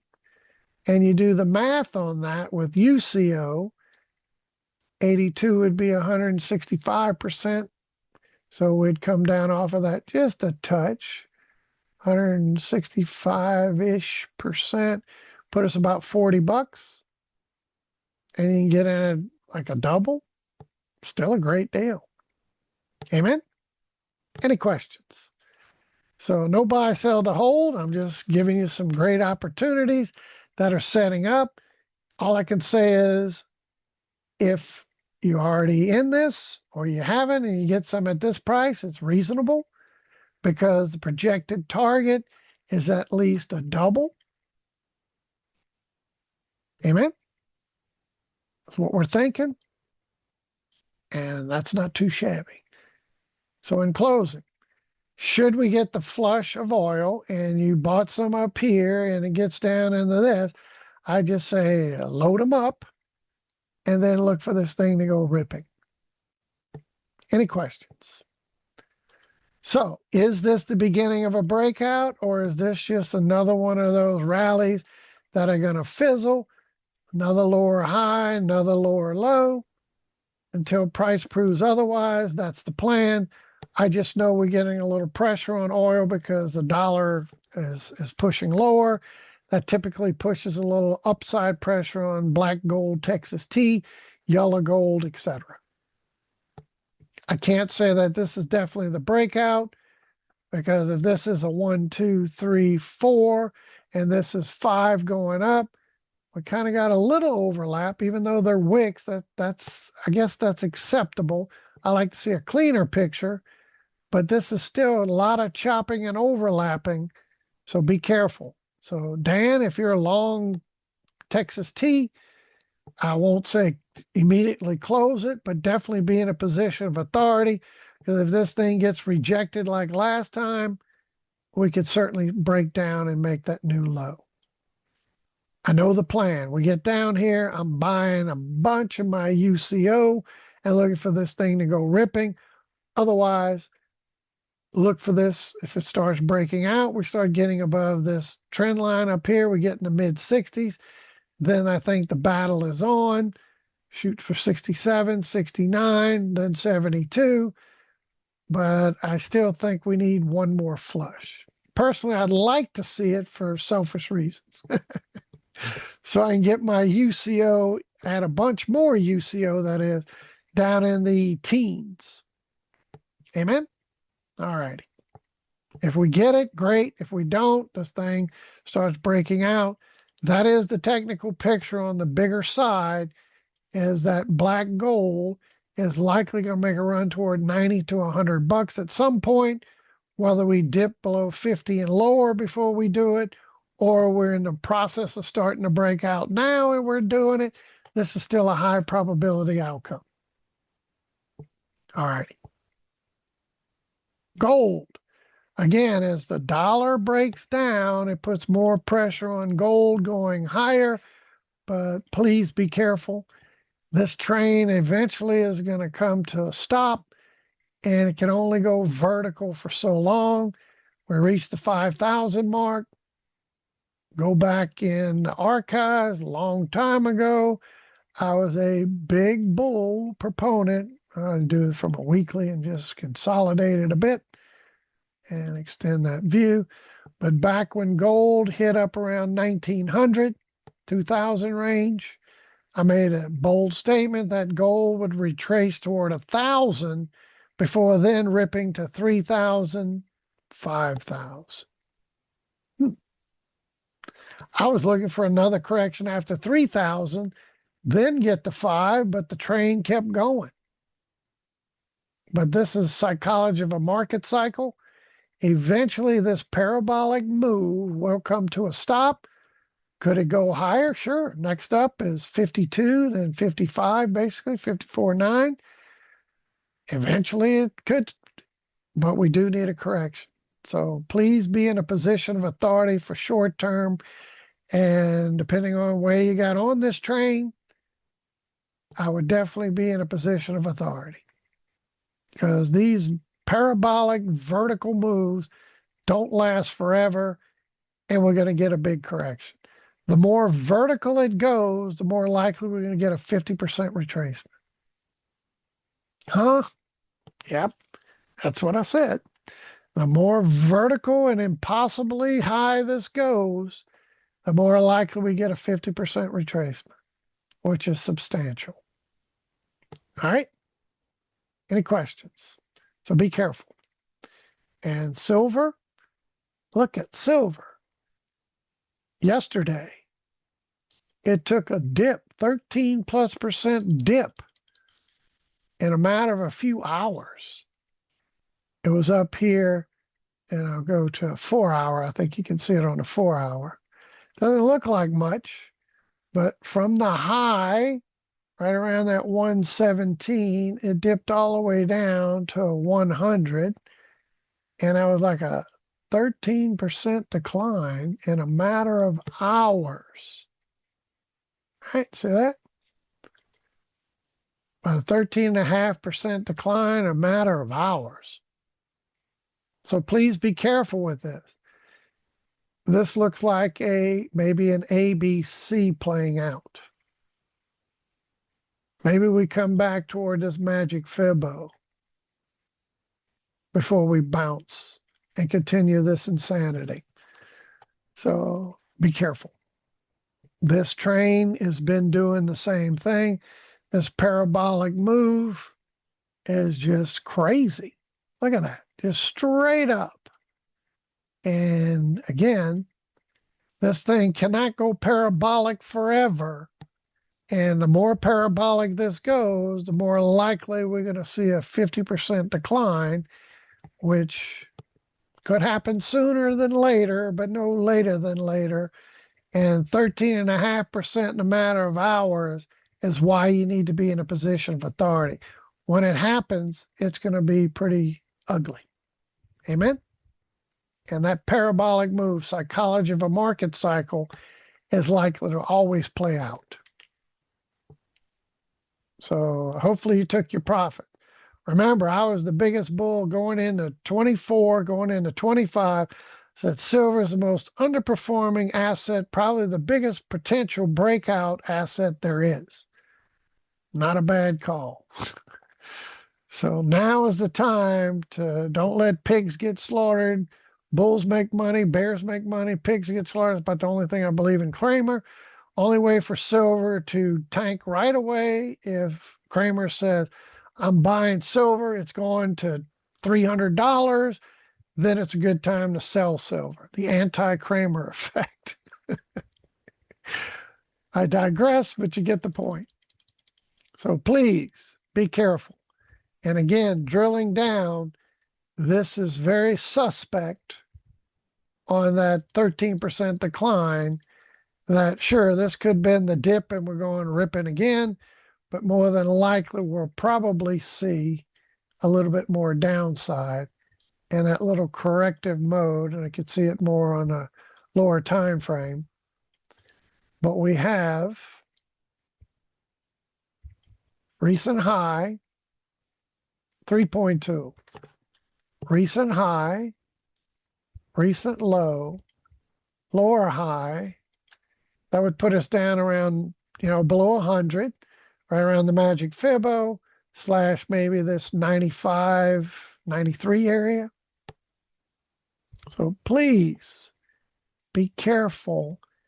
This looks impulsive. A, B, C is likely what's playing out. Could be wrong, and markets could just go ripping, but gold's ripping higher, and Mr. Silver is not. So maybe that's an opportunity for a dip in which we can get a dip into here, then we continue this insanity. So after these runs, you need some sort of correction. And when I see these type of moves and overlapping chopping action, it typically means we need a deeper correction first before the uptrend can continue. And where did that come from? I've been preaching that from day one, is the dollar index, right? How have we been preaching that for so long? During these swing point lows, corrective action, likely going to make a new low, corrective overlapping. I said this to you blue in the face all of a sudden since this September of last year. I got that bounce and I said, be careful, right, Harold? Talking about that. Got to move up. That was fine. But the correction, overlap, overlap. Moved up, corrected, overlap, overlap. Moved up, corrected, overlap, overlap. And I kept saying, all this chopping, overlapping action is still corrective. Corrective against what? The downtrend. And this thing had to grind and even did this, but sure enough, it's ultimately playing out. How cool is that? And look, we're actually getting a new low. How about them apples, Alan? Not too shabby. So silver is kind of doing this overlapping right now, likely going to get another push lower, and then we could maybe buy the dip and then look for the next run. So next down targets 95, 90, 95, 60, 95. If this is what I believe this is, and I'm just reiterating the dollar index, if this is the 1-2 and this is my wave 3 we're still working on, typically wave 3s come down toward that 1618 area, which would put us in the low 95s. So maybe about another point. And then we would look for if this is 1, 2, 3, 4, 5. This rally back up in 4 should not go into the area of this 97-ish area. So it should stay somewhere in that green box and lower to give the final push, which would push us into the 93, 92 area. All right. All righty. So let's do a little crypto. Crypto is not looking very bullish right now. Or are we in the crypto winter? Maybe, maybe not. But I don't like the fact that we broke this up higher, what is it? Higher low trend line. We broke below it and we're kind of testing it again. Unless this thing just starts ripping higher, we break the low. That kind of sets the tone. We're going down to 75. But I don't like the fact that we broke that uptrending line and we broke below it and closed below pretty significantly. Yes, we are trying to bounce again, but be careful. That this may mean we need a new swing point low. And if we break 80, which is the swing point low, then we're likely going to push towards 75-ish. And then if we get some sort of correction after that, and we push toward that maybe 115 to 100 level in a 3-wave correction, look out. This might be your last time to liquidate for this thing to go plummeting down into the abyss. And if we get to 50,000 and lower at any point, that's your buying opportunity for Bitcoin starting the next cycle. So what are the cycles we're talking about? It is the crypto halving cycles. Every 4 years we do a cycle. And the next cycle is in 2028. So I'll back that up, bring it over here. Next halving is in 2028. So whenever we get to 50,000 or lower, be sure you set an alert, because now we got so many other things. We can buy BitU, iBit, a lot of ETFs, many other ways than buying Bitcoin straight up. But remember my comment back in 2022 when Bitcoin was below 20,000, I was preaching from the choir and everywhere, the mountaintop. being able to buy Bitcoin at 20,000 and lower is a steal of a deal. And if you don't take advantage of it, you will regret it. The goal was to get to 150. We didn't quite get there. We got to 126 or whatever. Still a hell of a run from 20,000. I'm not guaranteeing this is the end of this cycle and we're definitely coming down. But until price gets above the Magic Fibo on the daily, A. B gets back above 108. We close above 108, then it sets the tone. We're going to all-time highs again, but it's not looking good. It's the warning that's been shot across the bow. This maybe we're going into crypto winter, but unless price proves otherwise. So again, what I would look for to be the final shot is if we do break below 80, then expect us to go down about 74, 75. And then I expect another bounce coming, right? Say we go down 74, 75 range.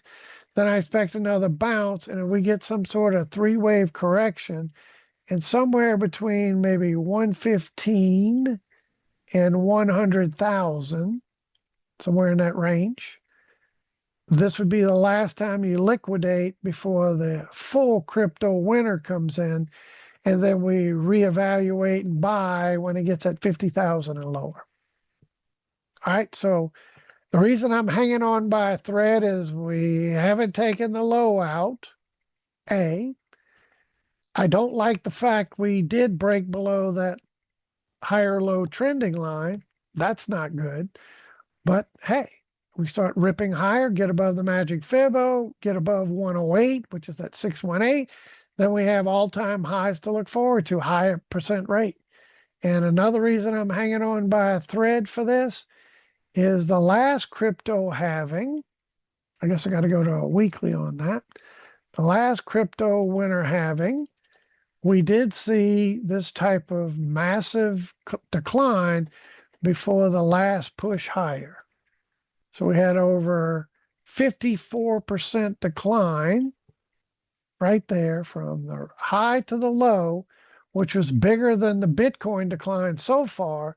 And then it looked pretty weak, right? Took about 3+ months of chopping, grinding, grunting, laboring, weeks and weeks and weeks and weeks and weeks before we finally then went ripping higher to a new high. So that's kind of what Bitcoin is doing now. And if you do the time frame from May up until July, May, June, July, that 3-month period, look at what Bitcoin's doing right now. Kind of the same. We kind of got the low over here in November, December, January. We're finishing up January.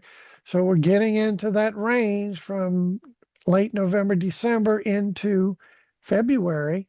Maybe that's that 3-month grind and chop, and then we go ripping higher, and we do get all-time highs one more time.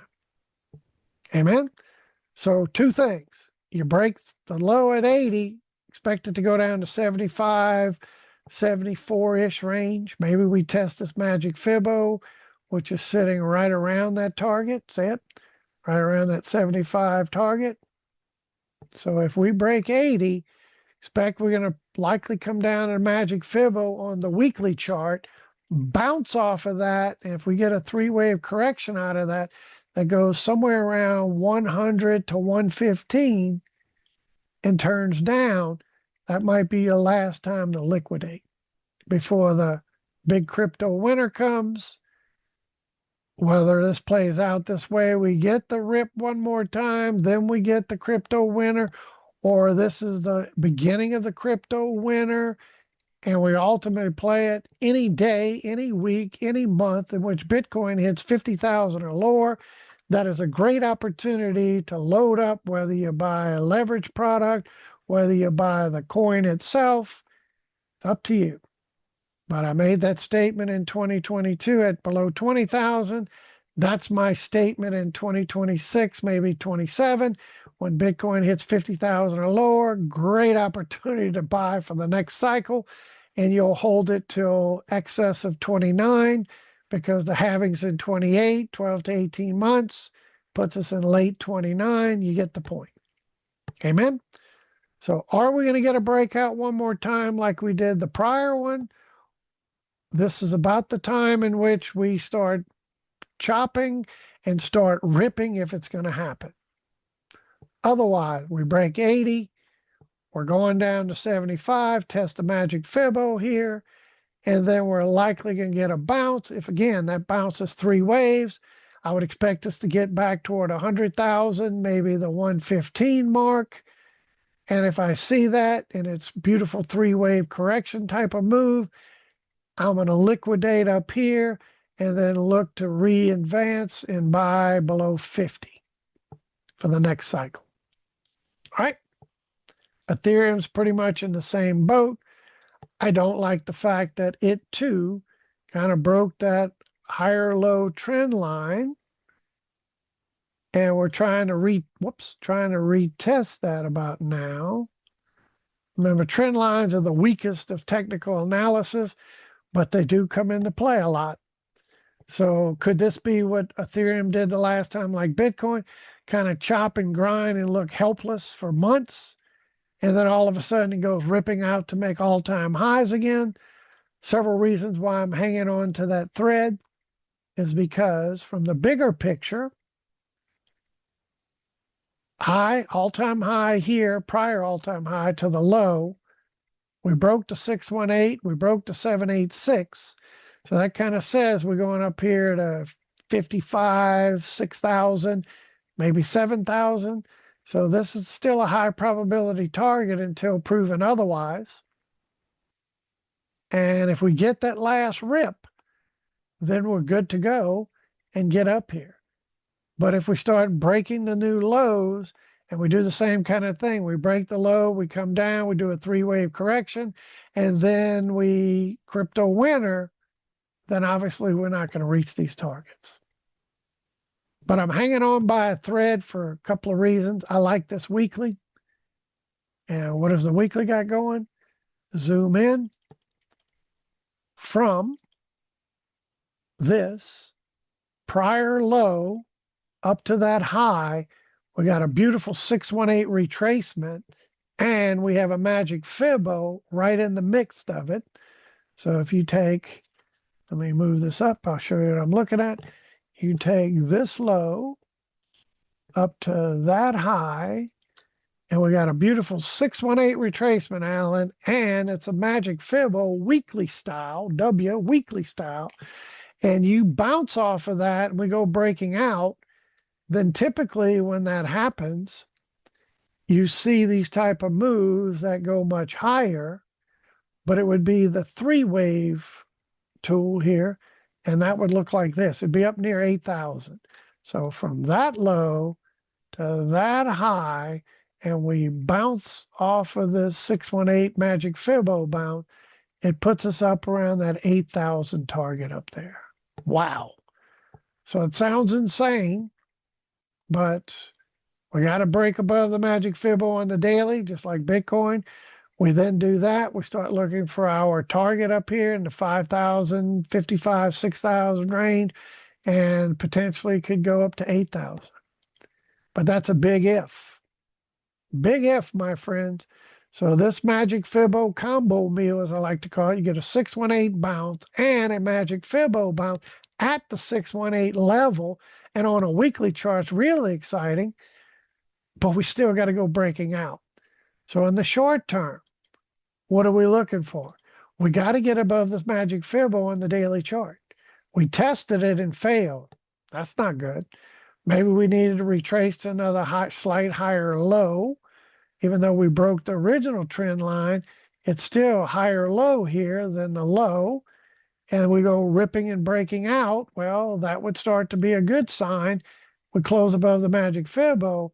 And then the great sign is we close above 4,000. Then the door's ajar to our 52, 55, 6,000. Amen. So force price to prove it. If we do break below the low, look for us to go lower, retest, and then a 3-wave correction spells game over. Crypto winner. If we go breaking out above the Magic Fibo, close above 4,000, then all percentages go way higher to new all-time highs. All right. So let's circle the wagons. What's coming up, Harold, is our Fed rate.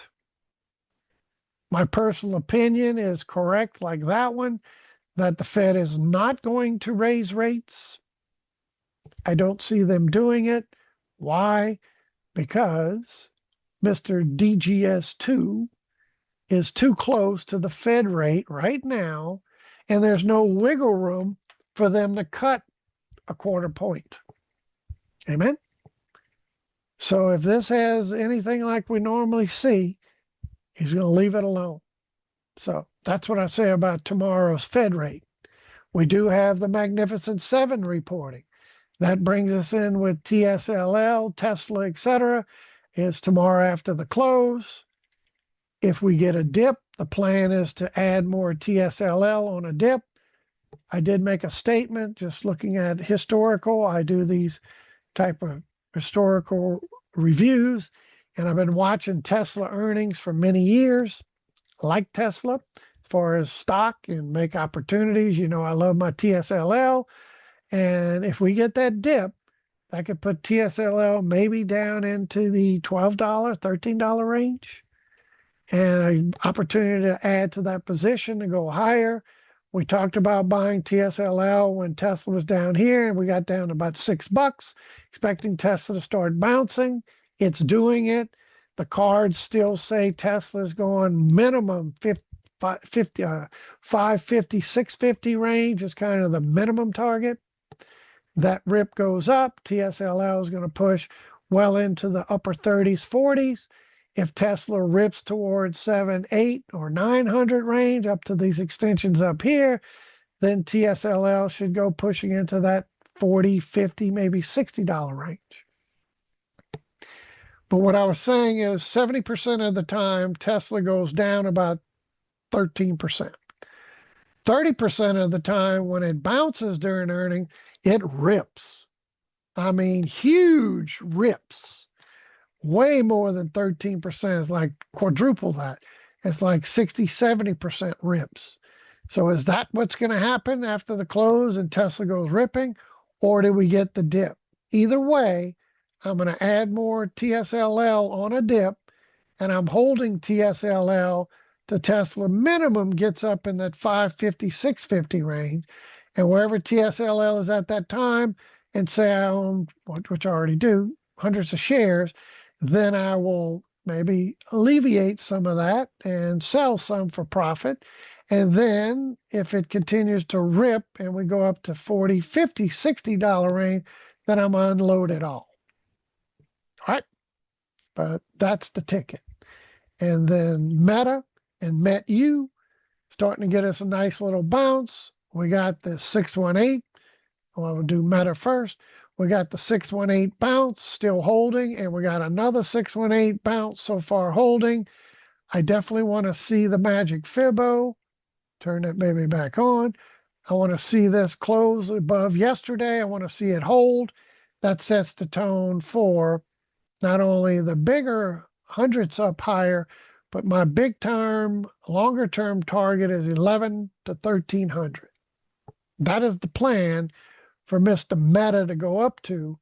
And along the way, I bought some METU down here, and I'm looking to add more. If we get a bigger dip, I'm going to add more and look for more upside in the future. Got it? And while you hold, like TSLL, you get some dividend checks along the way.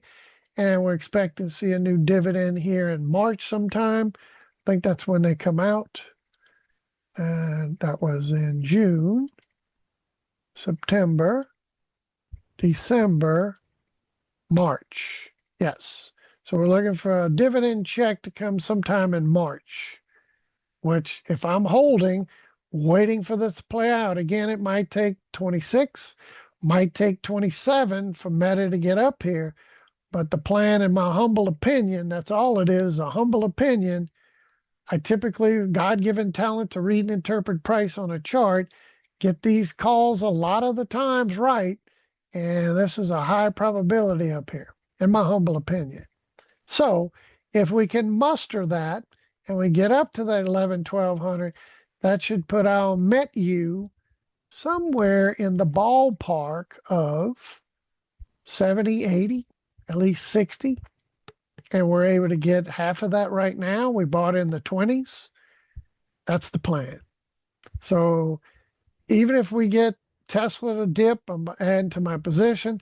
If Meta dips and we get a market correction out of that, still looking to add to that position because I'm looking for the big rips to come as Meta makes its way toward 11 to 1300. Again, it might be 26, it might drag on to 27, could even go into 28, but it's still the plan. And by owning these shares, it's not about expiration, it's simply about get your dividends while you're waiting, and then look for this to go higher in the weeks, months, and maybe years to come. And last but not least, circling the wagon is Mr. Oil.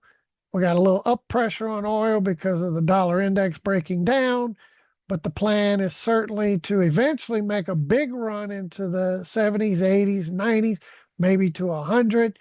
But I would really like to see the flush down. And the plan again, we break below 50, we buy some UCO, and I'm looking for that opportunity. And I got my alert set, and I got some resting orders down here to buy more and a bunch of UCO should we get that dip below 50. And let me leave you with this. The dollar index, again, is expected to break down further. And I'm just going to show this real quick, Harold. It's expected to break down further. Oh, and I did it on my, I hate when I do that. I did that on my DGS2 chart. I should have went back to my original. Remove that guy. There we go. So the plan is for this thing to continue to break down. And what this appears to me, Alan, that not only are we getting a new low, we dipped below it so far, but the target's lower. And if this is what I believe to be an impulsive wave one, the metrics are good right now. It did a beautiful 618 retracement in a wave two. This very impulsive move lower definitely looks like a wave three. And typically wave threes go onward to a 1618 or lower. So I expect wave three to end somewhere around this 95. So maybe about another point, 95. Then we get a little three-wave correction in a wave four, which again should not go into this 97 area, 98 right there, 97 and change. So 1, 2, 3, 4. We get the last thrush 5, which should put us somewhere around that 93 to 92 range. And at that point, when the dollar index is at the low 90s, 93, 92 area, especially if we get this thing to thrust down into 95 or lower, little correction, another thrust lower, this would be the plan. And that's when we should be taking some profits on our trades like dollar, pound dollar, euro dollar, etc. So just to show you that again, pound dollar's up 600 pips, expecting a lot more. We've been in this thing for thousands and thousands of pips ever since it hit 103. And we're sitting at 137. That's over 3,400 pips and counting. And yes, we've been getting in, getting out, getting in, getting out. So you start to add, that's tens of thousands of total pips if you've been in doing this that we've been discussing. And I definitely see more. We're breaking out and more upside.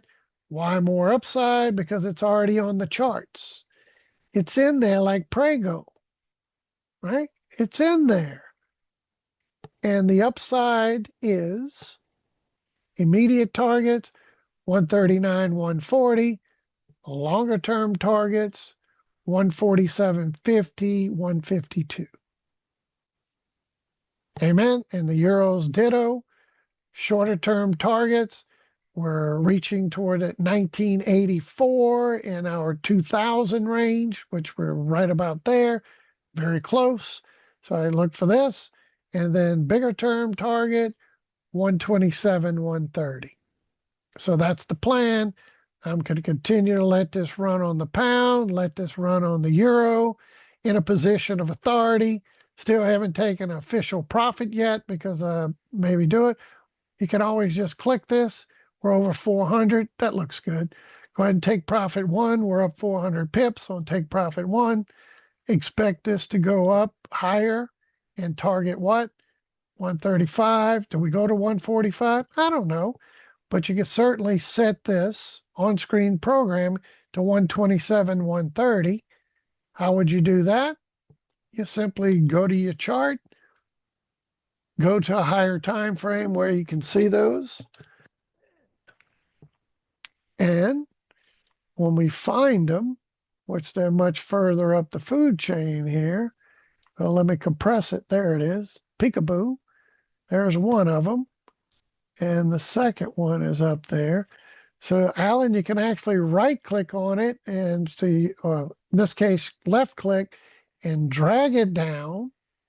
You can do that, on-screen programming, or you can actually right-click, go to Trendline Properties, and set this to that one, what did we say that was? 127, not that, over here, 127 and 130. So we go back to this and we say we want to fix it 127 and set this one to 127. And then it'll go exactly to where you want it. And then this one up here can go to 130 instead of 137. So I can manually do it or type it in this way. And we'd say this would go to 130. And just type that in. And this one, 130. And then boom, lock it in. All right. And don't forget, those of you that are trading NinjaTrader, we have the software available in NinjaTrader 8. We did include our not only Magic Fibo in there, which is critical. We also have our drawing tools. You go to the Magic Fibo, MPA retracement, and this would where you go for a swing point high to swing point low. It puts in all those magical levels we discuss and talk about every day. 618, 786. It gives you your extensions. 1448, 1272, 1618, etc. So it's all included, whether you use it in MetaTrader or NinjaTrader 8. And with that, I'll say good luck, God bless you, may the pips be with you. I'm humbled and honored to be your mentor and instructor. And remember the trade we talked about that is also potentially setting up. That is UNH. Keep an eye on this. We got a beautiful 618 retracement. This thing is setting up to go up into the potential 600-700 range. We need to see this hold. And when we start to see that, we get the bounce, we get above the Magic Fibo, we start to target in the 400 range, followed by 5, work our way to the previous high, up into this target. But this would be a much longer term. That's the correction. This is a beautiful 618 retracement. And then we start looking for our extension. Yes, we got a long way to go, Harold, but if this plays out, we get above the Magic Fibo from the recent high to low. That's 618 sitting about that same point. That would then give us our 1448, 1272, which would then get us above this bigger move. We start to see Mr. UNH closing above that 460 area. Then it sets the tone. We go on to 700, potentially 800, which is significantly higher. And again, I'm not expecting this, Alan, even if it plays out, not expecting that to happen in the next few days, not the next few months, might be the next couple of years. But it is in the cards. If this can hold, get back above the Magic Fibo, then we start targeting shorter term in the 400 range. We get above that, then we start targeting the 7 to 800 range. And again, with that, take care. God bless you. I'm humbled and honored to be your mentor and instructor. Join us again tomorrow. That's it. That's all.